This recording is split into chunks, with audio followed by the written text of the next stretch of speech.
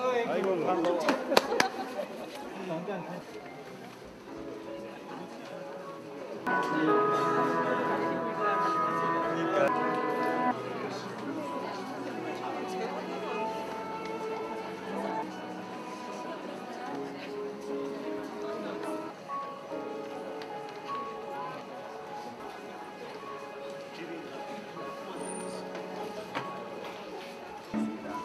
잠시 후 한국의 성직자, 수도자들과 통신도 여러분 환영합니다.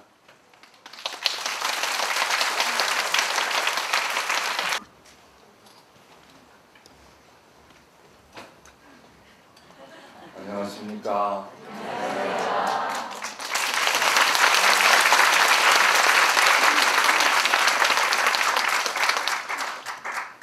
보통 심포지움이라고 하면 보통 다 팔이 날리는 게 상식인데 오늘은 정말 예외적인 심포지움이네요.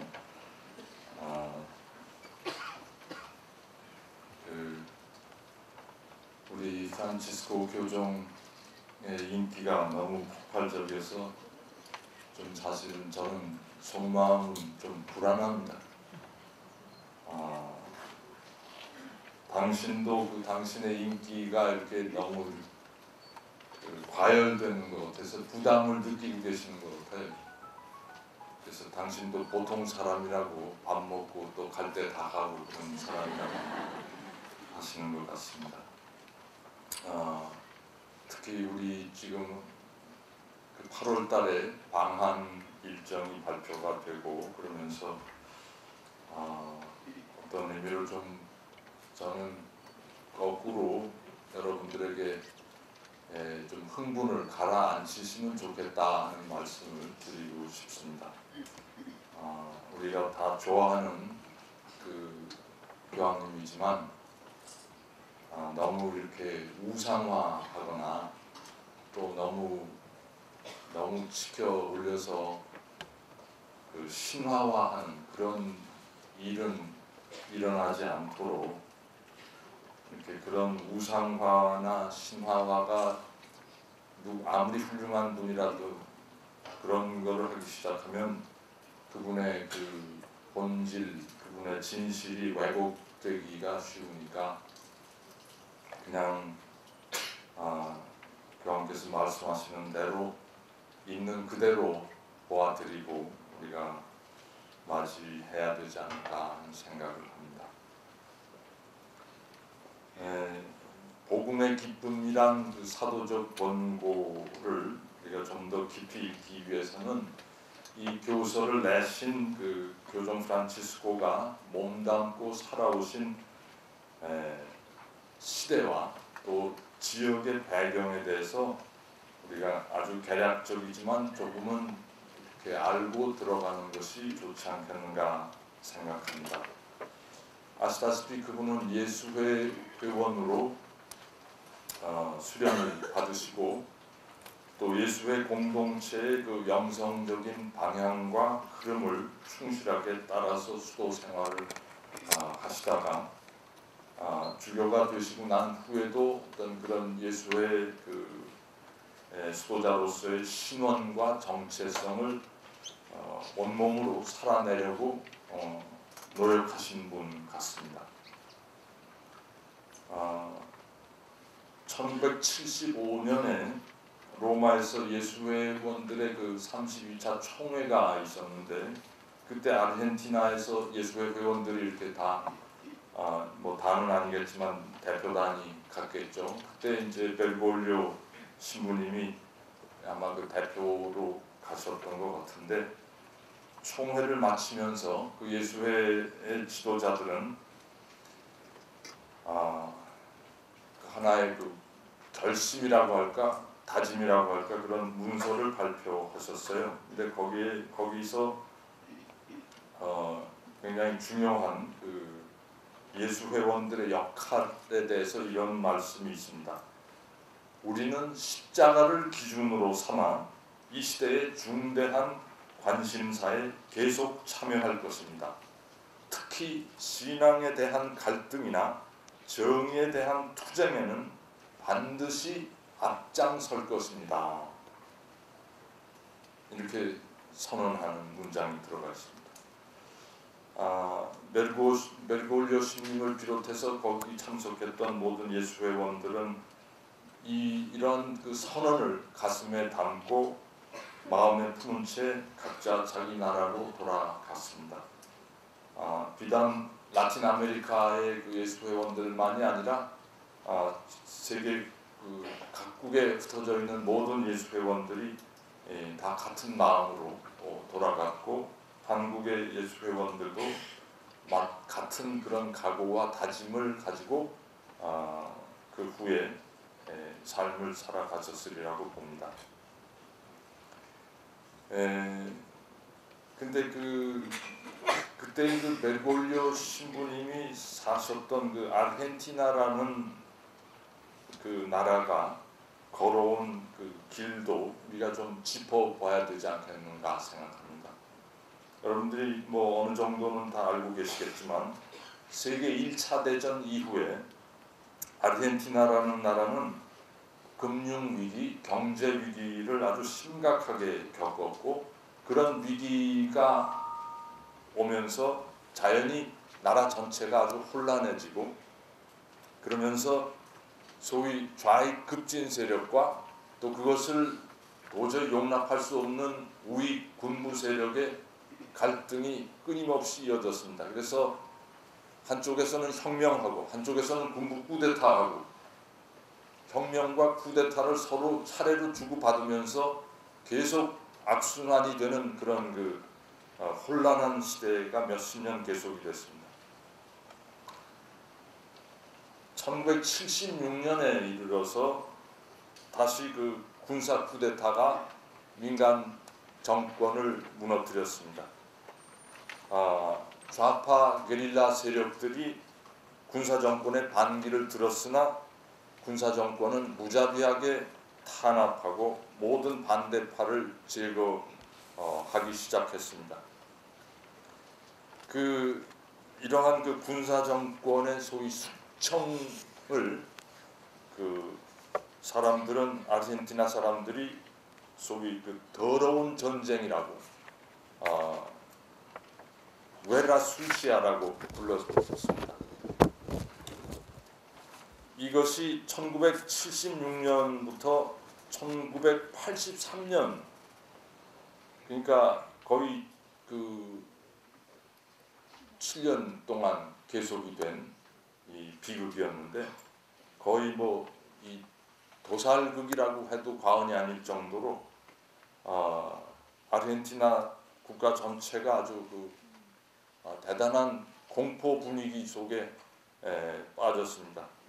가톨릭 교회도 굉장히 힘든 시기를 보낸 것이, 가톨릭 신자들 안에 한쪽은 정부 측 사람들이 있고 또 반대측 반정부 운동하는 사람들도 가톨릭 신자들이고, 그러니까 그런 어떤 소용돌이 속에서 교회 전체가 심각한 어떤 뭐라고 할까요? 아주 고통을 겪고 있었습니다. 군사 정권은 그 기간에 수많은 정치인, 교수들, 학생들, 좌파 작가들, 노동조합원들, 그리고 게릴라들을 살해했습니다. 비밀리에 연행하고 체포하고 처형했기 때문에 정확하게 어디서 누가 몇 사람이나 죽었는지 밝혀지지가 아직도 않고 있습니다. 대략 어떤 사람은 한 4,5천 명에서 3만 명까지 죽었다고 하는데, 정확한 수는 아직도 모르는 것 같습니다. 또 게릴라들대로 군인들과 정권 옹호자들을 또 6천여 명 또 살해했다고 합니다. 그러니까 쌍방이 엄청난 피를 흘리게 된 거죠. 그래서 사회 전반에 공포감과 두려움이 만연해서 시민들은 공황 상태에 빠졌다고 합니다. 정권에 대해서 조금이라도 불평을 하는 사람이라면 즉각 이렇게 체포되고, 은밀히 제거됐습니다. 참 기가 막힌 일도 있었는데 임신한 여성의 자녀들을 그렇게 강탈을 해서 그 자녀가 없는 군인 가족에게 이렇게 나눠주고 뭐 온갖 일이 다 벌어지는데 그 수천 명이 도대체 어디로 사라졌는지 그 자취를 알 수 없어서 그냥 실종 처리된 사람들이 엄청나게 많았다고 합니다. 그냥 한밤중에 사라지고선 다시 돌아오지 않은 사람들. 어떤 사람들은, 어떤 희생자들은 비행기에 태워가지고서 하늘에 한참 날다가 산채로 대서양에 던졌다고 합니다. 이런 이야기를 들을 때 저는 금방 떠오른 것이 이 제주의 4.3을 연상하지 않을 수 없었습니다. 기간도 비슷한 것 같아요. 제주의 4.3도 6년 반이 넘어 일어났거든요. 여기도 7년 동안 3만 명이 죽은 그 숫자도 비슷하고 또 그 잔인 무도함도 비슷하고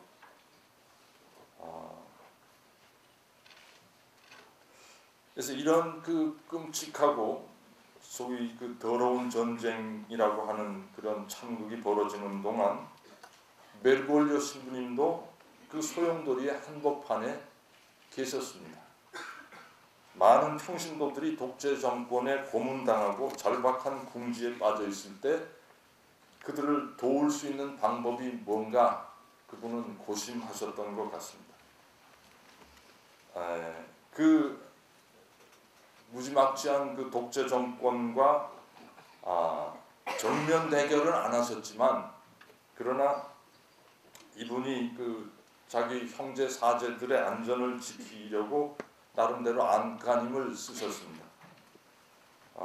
그 정권은 베르골리오 신부님 휘하의 그 신부들이 게릴라들과 공조해서 반정부 운동을 하고 있다고 하면서 그 베르골리오 신부님을 굉장히 그 아주 요주의 인물로 이렇게 타겟으로 삼고 있었다고 합니다.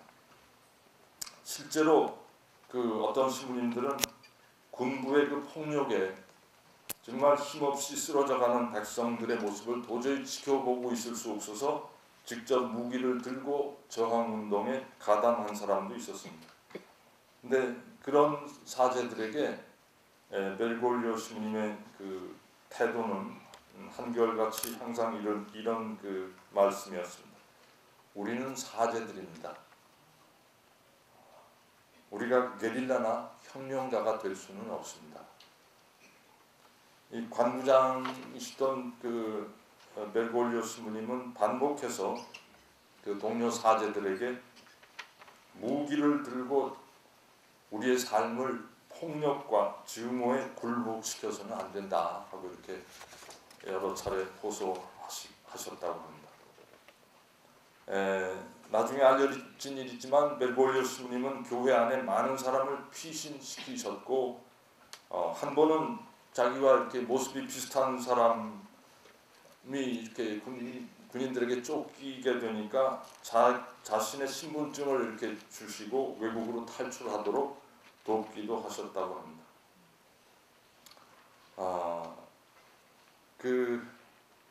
그러나 독재 정권의 온갖 그 비인간적인 불의가 결코 용서받을 수 없는 죄악임을 알면서도 그들의 행태를 저지하지 못하고 형제 사제들과 신자들을 그 폭력으로부터 온전히 지켜주지 못하는 그런 어떤 무력한 상황을 고뇌하면서 살아가신 것 같습니다.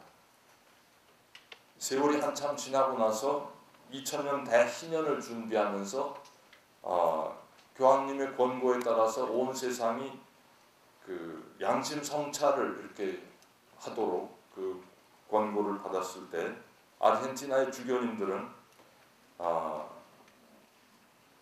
그 1976년부터 83년까지 아르헨티나 가톨릭 신자들이 저지른 모든 죄, 또 자신들을 포함해서 그러한 그 죄에 대해서 가톨릭 신자들 모두를 대신해서 용서를 청하는 그런 말씀을 하셨습니다. 우리는 민주주의의 상처를 입힌 전체주의의 횡포를 관대하게 대해왔습니다. 우리는 많은 형제들의 권리를 방어하기 위해 우리 자신들을 투신하지 않았고 오히려 그들을 멀리하여 왔습니다. 우리는 침묵으로만 대응한 데 대한 우리의 책임을 회피할 수 없습니다. 인권 유린, 고문, 강간, 이념, 죽음 등의 교회 자녀들이 적극적으로 동참한 것에 대해 하느님께 진정 용서를 청합니다.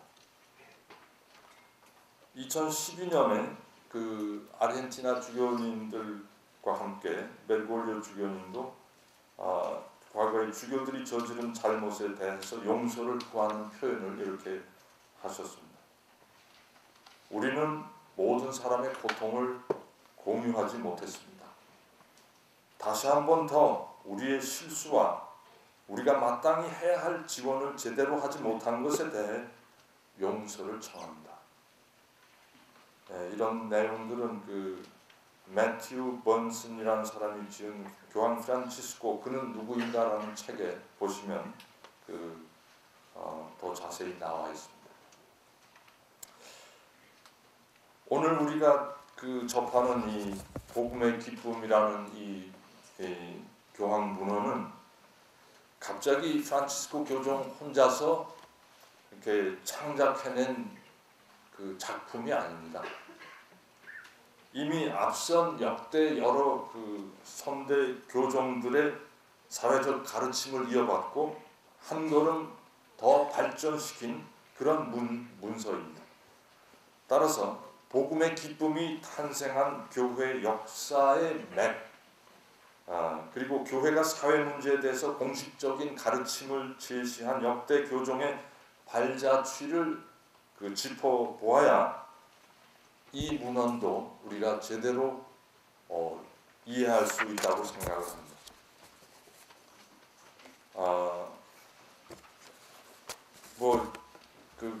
굉장히 대략적으로만 이렇게 말씀드려보면 우리 가톨릭 사회 교리라고 할까요? 제일 처음에 시발은 여러분들이 잘 아시겠지만 레오 13세 교종께서 1891년에 새로운 사태라는 타이틀로 내신 교서입니다. 그때 세계는 자본주의 체제가 갑자기 이렇게 급격히 이렇게 세력을 얻으면서 새로운 산업 성장과 기술의 발전이 급속도로 이루어졌고, 그러면서 이 노사 문제가 아주 심각하게 대두가 되기 시작합니다. 그러니까 부는 이렇게 생산이 되는데 그 부를 대부분 자본을 투자한 사람들이 다 가져가고 노동한 사람들은 거기에 정말 떡고물도 안 되는 거를 가지고 거의 비인간적인 상황하에 노동을 강요당하면서 살아가야 하는 그런 그래서 극소수는 막대한 부를 차지하지만 대다수는 아주 그냥 인간 이하의 삶을 강요당하는 그런 상황이 전개되니까 레오 13세 교황께서 도저히 이거는 도저히 있을 수 없다, 이거는 용납될 수 없다 하는 그런 측면에서 노동자들의 권익과 공동선을 지키기 위한 교회의 적극적인 개입과 노력의 필요성을 외치시면서 이 회칙을 소위 노동헌장이라고 할 정도로 노동 문제에 교회가 처음으로 적극적으로 개입해서 공식적인 가르침을 펴낸 문서입니다. 그리고 40년 후에 1931년에 비오 11세께서 40주년이라는 또 문서를 반포하셨습니다. 그러니까 새로운 사태 후에 40년이 경과하면서 그동안에 또 경제 생활의 변화가 있었고 사회주의의 또 대두가 이렇게 심각하게 이제 확산되고, 그러면서 교회가 그런 그 시대 속에서 사회 경제 문제에 어떻게 임할 것인지에 대해서 새로운 사태보다 조금 더 진일보한 어떤 가르침을 펴내려고 하셨던 것 같습니다. 그리고 또 그 30년 후인 1961년에 요한 23세께서 어머니요 스승이라는 회칙을 이렇게 내십니다. 이거는 그냥 그 앞전에 나온, 그러니까 새로운 사태하고 40주년이라는 두 교수를 전제로 하고 그 후에 또 새롭게 대두된 사회 문제, 즉 산업 간의 그 균형이 이렇게 무너져가고 또 국제적인 불균형이 생기고 또 저개발 지역이 아주 두드러지게 확산되고 국가 간의 경제 격차가 심화되는 그런 상황을 보고서 교종께서는 아주 좀 더 이렇게 그 전에 두 회칙보다는 좀 더 구체적인 그 가르침을 이 어머니요 스승이라는 회칙에서 펴내십니다. 그 전에는 그러니까 첫 번째, 두 번째, 세 번째까지는 처음에 인터벌이 40년, 30년, 30년 이렇게 그 사회적인 가르침이 나왔는데 이 어머니요 스승 다음서부터는 거의 2년 주기로 새로운 사회적인 가르침이 발표가 됩니다.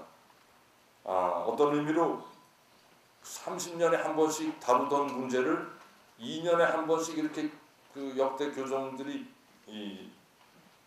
다루신다는 것은 어떻게 보면 세계의 그 정의와 평화가 그만큼 더 위태로워지는 긴박한 상황이 현실 속에서 도래됐다고도 볼 수 있고, 또는 아니면 교회의 지도층의 사회적 문제에 대한 관심도가 갑자기 이렇게 그만큼 증가했다고도 볼 수 있고, 그러나 저는 성령께서 우리 그 교회 지도자들을 그런 그 세상 속으로 이렇게 들어가도록 관심을 이렇게 불러일으켜 주시지 않았는가, 그런 생각을 하게 됩니다. 그래서 61년에 어머니요 스승이라는 회칙이 있고 나서 그 같은 61년에 베를린 장벽이 이렇게 세워집니다. 그러면서 동서 냉전 체제가 아주 심각하게 이렇게 일어나고, 그러면서 1962년에 쿠바 미사일 위기 사태가 벌어지면서 프루시초프와 그 케네디가 아주 일촉즉발의 그 위기 상황을 만들어갑니다. 쿠바의 그 소련 공산당 서기장인 프루시초프가 미사일 기지를 건설하니까 케네디가 도저히 묵고할 수 없다고, 그래서 군대를 파견하고, 그래서 그 냉전이 아주 정말 일촉즉발의 상황으로, 그때 많은 사람들이 제3차 세계대전이 터지는 것이 아닌가, 그런 불안을 실제로 그때 많이 느끼고들이 있었습니다. 근데 그 상황을 보면서 요한 23세가 도저히 가만히 있을 수가 없어서 프루시초프한테 케네디한테 양쪽에 다 사람을 보내십니다. 그러면서 이 위기를 대화로 극복을 해야 되지 않겠느냐 하고 적극적으로 이렇게 중재 역할을 하셨고, 그래서 프루시초프가 먼저, 그때 뭐 여러 가지 배경에 사람이 오고 가고 한 재미난 이야기가 있지만 그건 시간 관계상 제가 생략을 하고 있고, 여하튼 프루시초프가 먼저 이렇게 쿠바로 향하던 소련 미사일 부품을 싣고 가던 배를 돌이켰습니다. 유턴을 시켰기 때문에 미군도 이제 함정을 철수시키고, 그래서 전쟁으로 치닫지 않았습니다.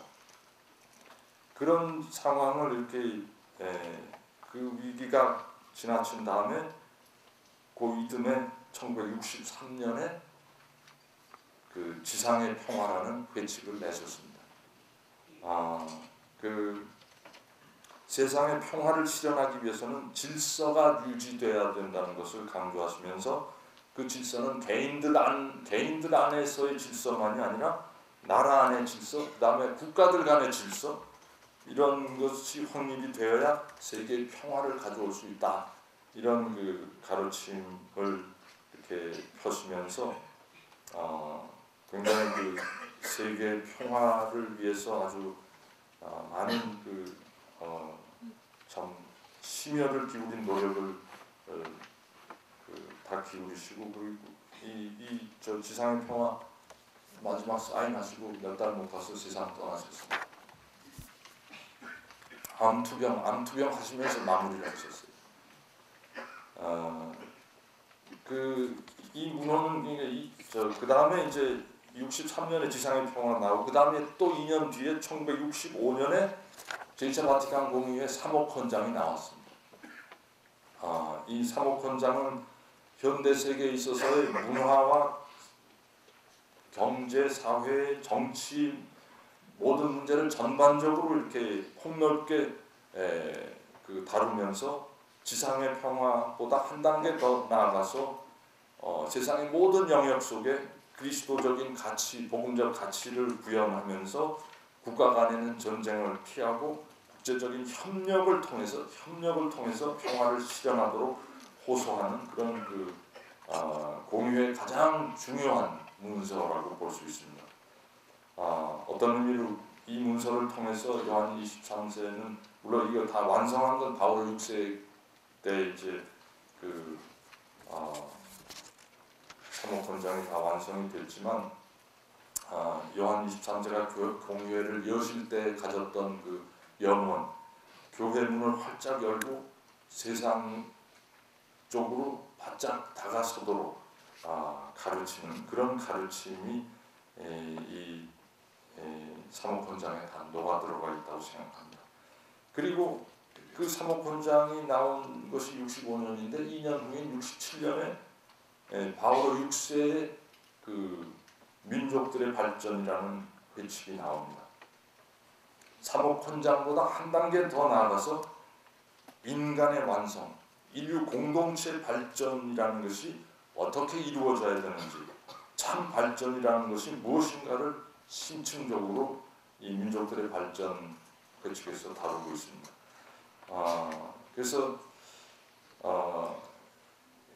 결국 그 인간 개개인이 인간 한 사람 한 사람의 존엄과 품위를 갖춘 가운데 인간 한 사람 한 사람이 완성으로 나아가는 그때에 비로소 참된 발전이 가능하다. 그리고 세계 평화가 가능하다. 겉보기에 아무리 휘황찬란한 그 현대 기술 문명의 쇼윈도를 우리가 만들어내도 인간 한 사람 한 사람의 인권과 존엄을 희생해서는 결코 인류의 발전이라는 것은 있을 수가 없다. 이렇게 이 회칙에서 가르치고 계십니다. 그러면서 1967년 민족들의 발전 회칙이 발표되면서 동시에 그 해에 교황청의 정의평화위원회가 발족을 하게 됩니다. 이런 교회, 보편교회 전체의 흐름이 쭉 있었고, 그러면서 이러한 현대 교종들의 사회적 가르침의 맥락 안에서 제2차 바티칸 공의회 이후에 세계 교회는 이 교회 가르침을 각자의 지역 교회 생활 안에 도입하기 시작을 했는데, 가장 예민하게 반응한 것이 라틴 아메리카의 여러 교회였습니다. 왜냐하면 라틴 아메리카라는 남미 대륙이 가장 많은 독재 정권의 억압과 수탈과 그리고 정의에 대한 갈구가 가장 컸었기 때문에 자연히 역대 교종들의 사회적 가르침을 누구보다도 더 목말라 했고, 또 그것을 필요로 했고, 또 그것이 그네들에게 희망과 어떤 살아갈 수 있는 힘의 근원이 되었으리라고 생각을 합니다. 그래서 라틴 아메리카 주교회의 연합회 셀람이라고 하는 것이 이제 그러면서 발족이 되면서 1968년에 메델린 문헌이라는 게 콜롬비아 메델린이라는 곳에서 그 라틴 아메리카의 여러 주교회의 대표들이 모여서 그 회의를 하게 됐고 그러면서 거기서 문헌이 나오고 그 다음에 약 11년 후에 1979년에 푸에블라라는 곳에서 다시 또 그 셀람이 모여서 문헌을 냅니다. 이 메델린 문헌과 푸에블라 문헌이 남미의 그 교회의 어떤 그 큰 방향성이라고 할까 가는 길을 제시한 나침판이 되었다고 말할 수 있습니다.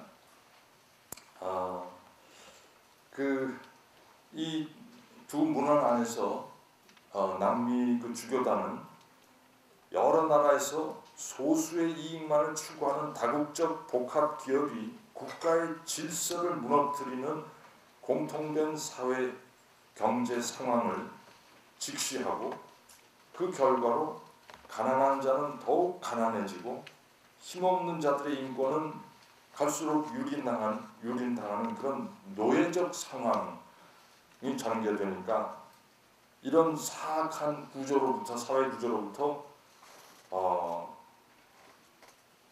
백성들이 해방되고 인간의 존엄을 되찾도록 교회는 적극 참여하고 노력해야 한다는 것을 그 두 문헌에서 이렇게 밝히고 있습니다. 거기서 이런 말씀이 나옵니다. 복음화는 곧 친교와 참여이다. 복음화는 해방하는 일이다. 그 해방하는 일이라는 것은 개인에게 있어서는 죄에서 그리스도적인 삶으로 해방되는 것이고,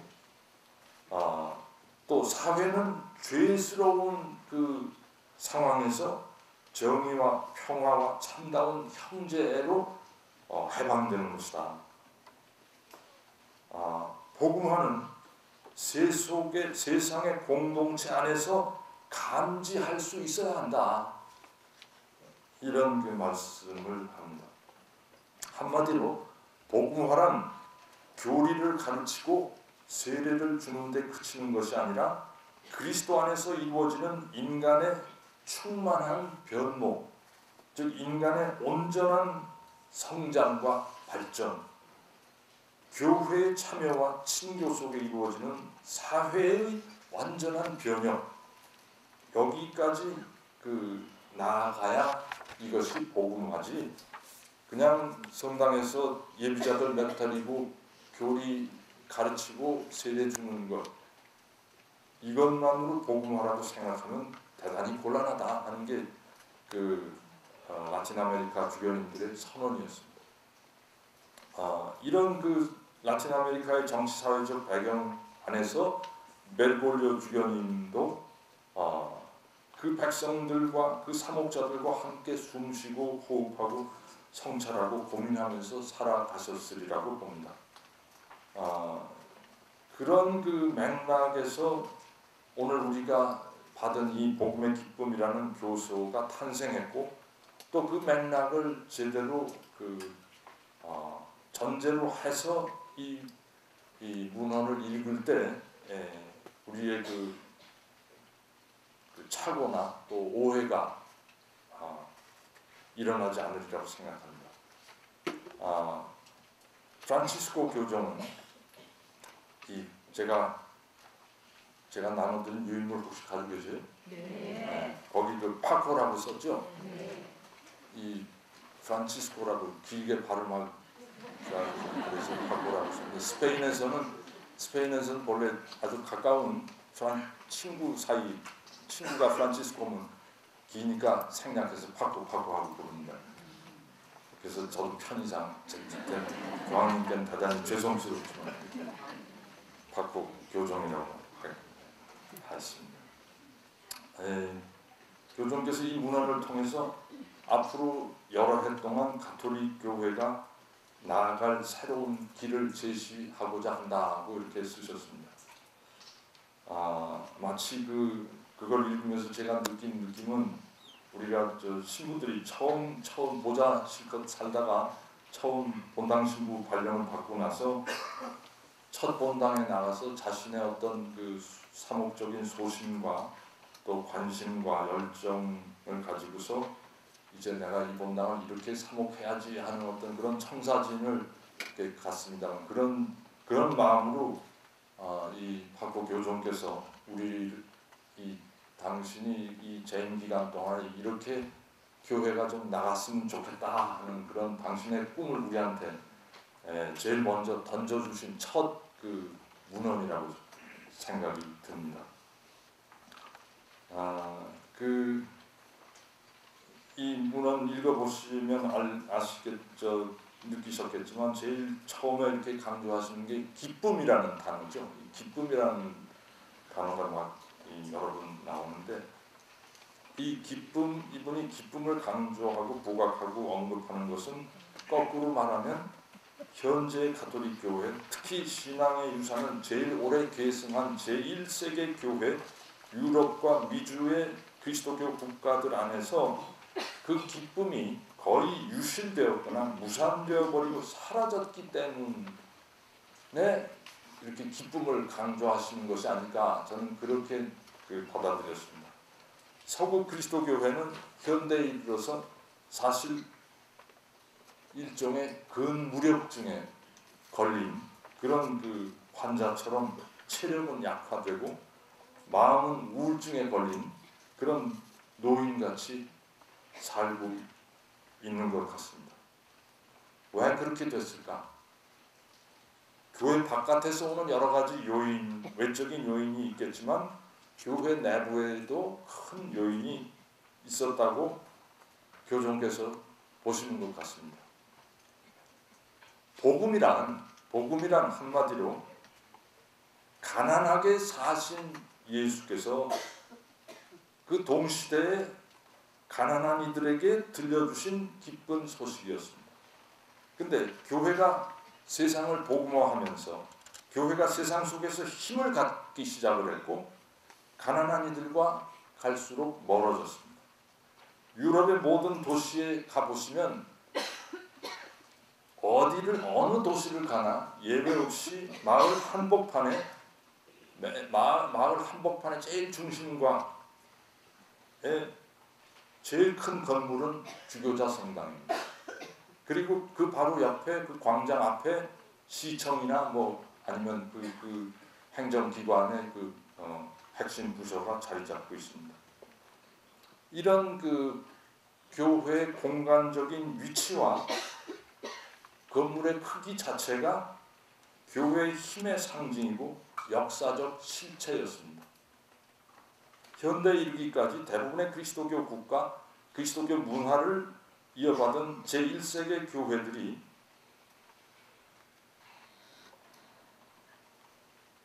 특히 그 제1세계 교회의 우리 주교들이나 이 성직자들이 사회적 지위가 가장 높은 이들과 어깨를 나란히 하면서 살아왔습니다. 주교자 성당하고 시청하고 마주보고 있으니까 가까이 할 수밖에 없는 그런 상황이었습니다. 그래서 한마디로 높은 사람들과 어깨를 나란히 하고 그 사회 주류의 일원으로 살아왔습니다. 그러다 보니까 교회가 자연히 가난한 이들로부터 멀어질 수밖에 없었습니다.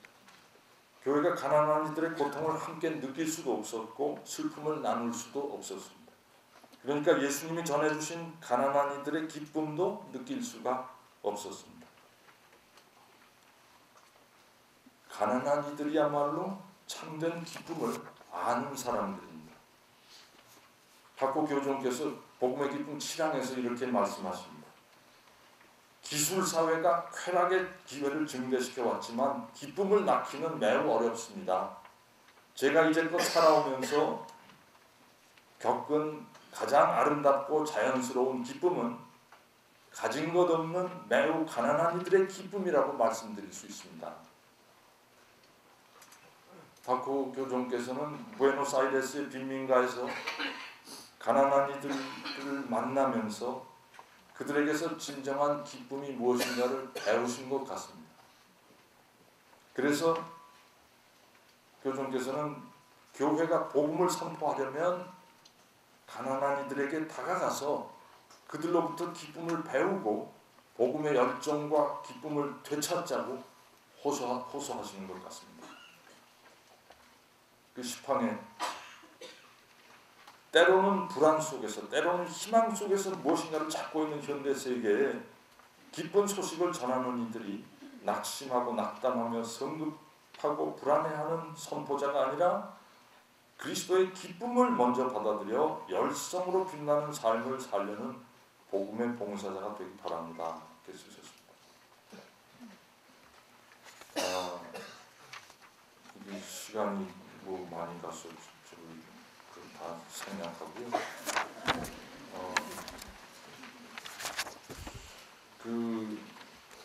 나중에 이제 본 내용에 들어가서 이렇게 다른 시민들이 말씀 다 해주시리라고 믿습니다. 그런데 조금만 제가 더 보완을 드리고 싶은 것은 이 교종께서 이 시대에 오늘 우리가 살고 있는 이 시대의 징표에 대해서 언급하시면서 하느님의 계획에 어긋나는 징표에 대해서는 우리가 결연히 노라고 그렇게 거부할 수 있어야 된다는 것을 강조하시면서 드시는 구체적인 사례가 이 자본주의 자유시장 경제에 대한 말씀입니다. 이 나중에 보면 이제 이 교종께서 이 책이 우선 사회교리의 하나의 또 새로운 교본은 아니다. 이 사회적 가르침은 이미 나온 간추린 사회교리에 다 들어가 있으니까 그걸 여러분들 열심히 공부하시오. 근데 근데 이제 그러면서도 당신이 좀 더 마음이 쓰이시는 구체적인 사례를 든다면 바로 이 지금 우리 현대 세계가 짊어지고 있는 경제 체제의 문제, 주로 시장 경제가 주도하는 이 시대의 경제 시스템의 문제를 거론하고 계십니다. 어떤 이들은 아직도 자유시장 경제만이 경제 성장을 보장하고 그 성장이 세상을 더욱 정의롭고 평등하게 만들 것이라고 주장하지만 이런 것은 시장에 대한 너무나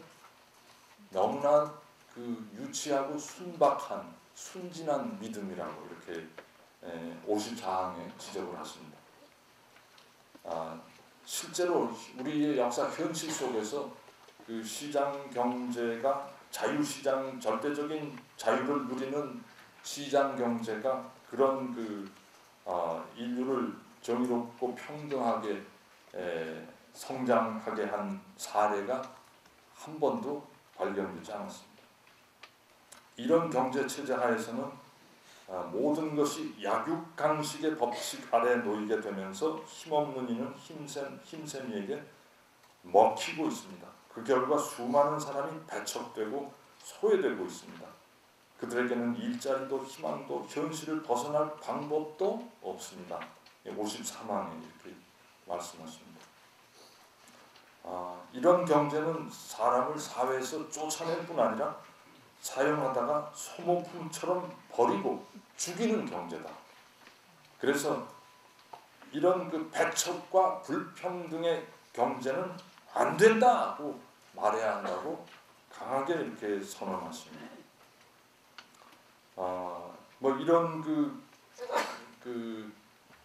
경제에서는 갈수록 이제 이득 소수가 더 많은 부를 차지하고 대다수는 갈수록 더 이렇게 힘들어지는 그런 시스템이 될 수밖에 없습니다. 원래는 돈이 사람에게 봉사해야 하는데 이런 체제 하에서는 돈이 무사람들이 숭배하는 금성아지가 되고 그 밑에서 대부분의 사람들이 노예처럼 시달리고 억압당할 수밖에 없는 그런 체제다 하고 이렇게 지적하십니다. 55만. 네. 이런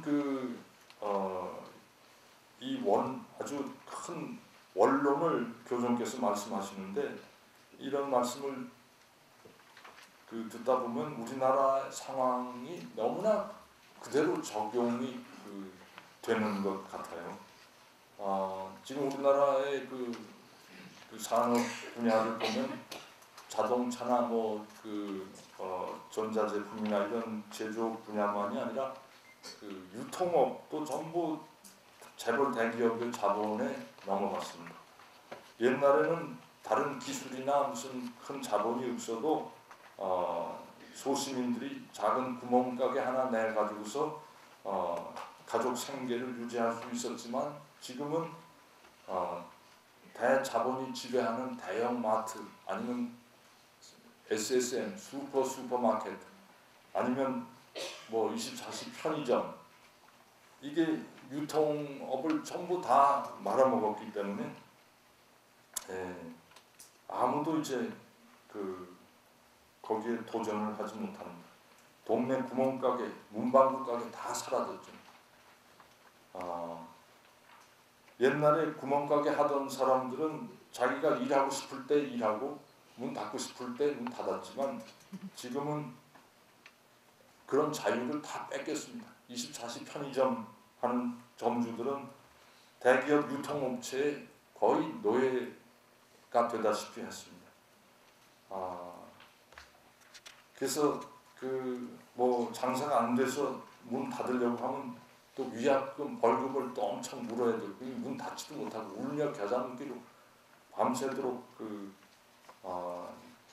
가게를 지키고 있어야 하는 그런, 그래서 참다 어떤 사람들은 스스로 목숨을 끊기까지 하는 그런 상황이 전개됐죠. 이런 불평등을 탄생시키는 시장 경제는 한 나라 안에서만이 아니라 자유시장이라는 통로를 통해서 국가 간의 불평등을 심화시키고 있습니다. 한 가지만 제가 이 예를 들고서 그냥 제 말씀을 마치려 합니다. 언젠가 9.11 테러가 났던 뉴욕의 그라운드 제로라는 거기에 제가 세계 무역센터 자리에 몇 나라 주교님들하고 같이 국제회의가 있어서 갈 기회가 있어서 방문한 적이 있습니다. 그 폭파된 자리에 큰 구멍을 그대로 두고 그 옆에 다시 새로운 빌딩을 이렇게 짓고 있었습니다. 그 테러의 비인간적인 어떤 측면과 잔혹함을 기억하고 드러내기 위해서 그 지하에 기념관을 이렇게 만들고 있었습니다. 그 프로젝트를 책임진 책임자가 우리 주교들을 이렇게 마중을 하면서 여러 가지 이 9.11과 관련된 일화를 들려주었습니다. 아름다운 이야기들, 소방대원들이나 경찰관들이 이렇게 다른 죽어가는 사람들을 살리기 위해서 얼마나 정말 헌신적으로 이렇게 죽음의 더미 속에 뛰어들어갔는지 하는 그런 이야기들, 사례들, 구출 사례 들려주었습니다. 그 아름다운 얘기였고 굉장히 참 사람이 위급한 순간이 되면 그렇게까지 할 수 있구나 하는 걸 새삼 이렇게 느낄 수가 있었습니다. 근데 그런 이야기를 들으면서 다른 한편에서 제 마음속에서 이렇게 엄청난 참극을 테러범들은 왜 저질렀을까?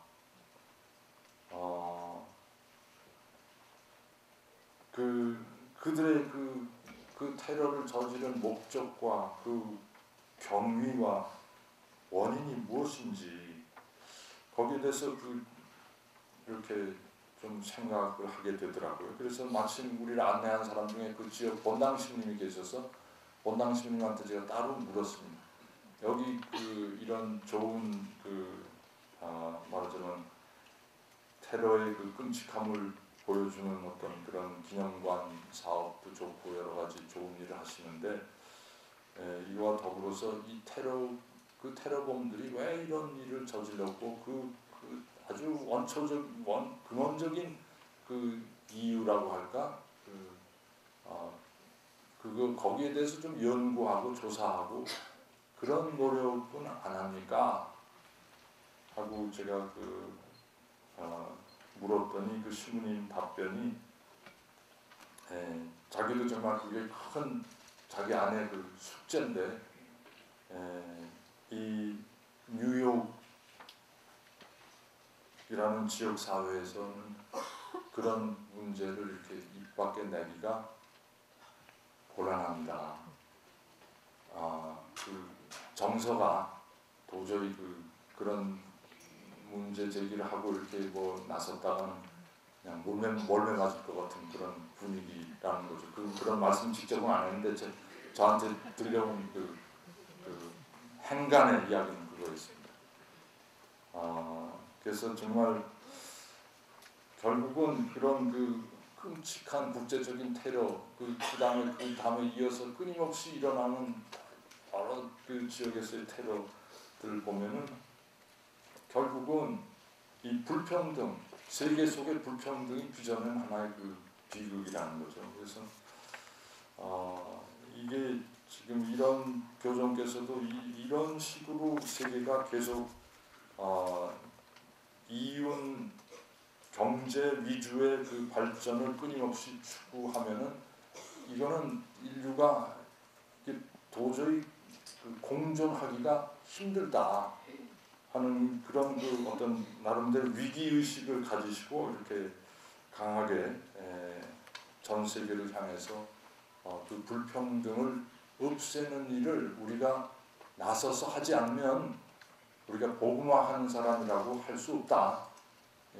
이런 말씀을 하시고 싶은 것이 아닌가 하는 생각이 듭니다. 그래서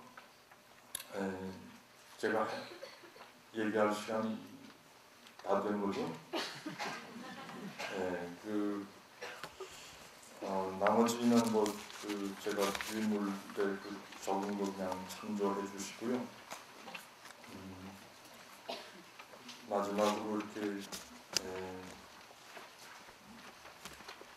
정리하는 말씀을 드리면 아까도 말씀드렸지만 지금 우리 박호 교정님 인기가 대단하신데 이분 개인의 어떤 개인적인 인기로 우리가 이렇게 자꾸 매스컴은 그런 쪽으로 자꾸 몰아가고 있는데 우리는 그런 식으로 이분의 가르침을 받아들여서는 곤란하고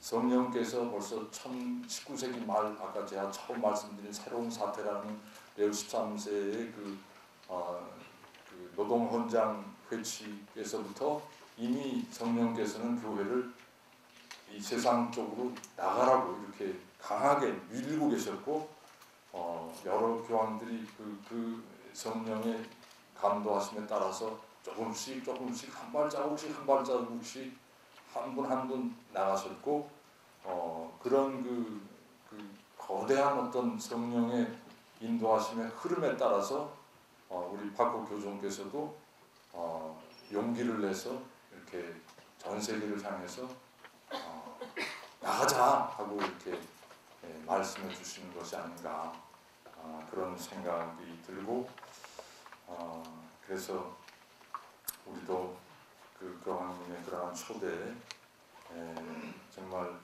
진심으로 기쁘게 응답해가면서 이 세상의 불평등을 없앨 수 있는 작은 뭐라도 이렇게 행동할 수 있는 그런 예수님 제자가 되면 좋겠습니다. 고맙습니다.